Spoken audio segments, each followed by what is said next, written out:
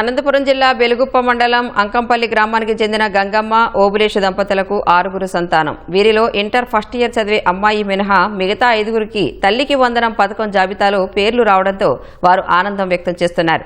ఉరవకొండ పట్టణంలోని అంబేద్కర్ నగర్లో నివాసం ఉంటున్న కామాక్షి ఓబులేషు దంపతుల 4 పిల్లలకు తల్లికి వందనం నగదు జమ కావడంతో వారు సంతోషం వ్యక్తం చేస్తున్నారు. ప్రభుత్వానికి రుణపడి ఉంటామని లబ్ధిదారులు తెలిపారు. నేను వచ్చేసి బిల్డర్ పని పోతాను. నా భార్య వచ్చేసి బస్ షాప్లో పనిపోతుంది. నా బిడ్డలకు 4 బిడ్డలకి తల్లి కొందరం పడింది 52,000 ఈరోజే. కానీ మెసేజ్ రాలేదు, అయినా కూడా అమౌంట్ పడింది.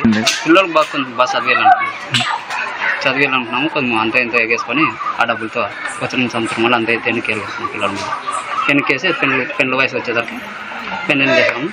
ఊరినాన్ని వెళ్ళకూడదామని ఆలోచించాను. ఆ డబ్బులు చంద్రబాబు నాయుడుకి ధన్యవాదాలు.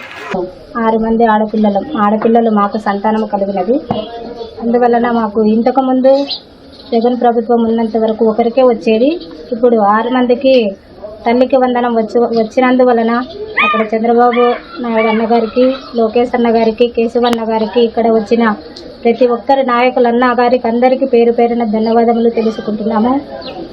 ఇంకా మాకు చదివించడానికి చాలా కష్టంగా ఉంది. ఈ కష్టకాలంలో మాకు చంద్రబాబు అన్న ఈ 6 మందికి తల్లికి వందనం వేసినందువలన కృతజ్ఞతలు తెలుపుకుంటున్నాము.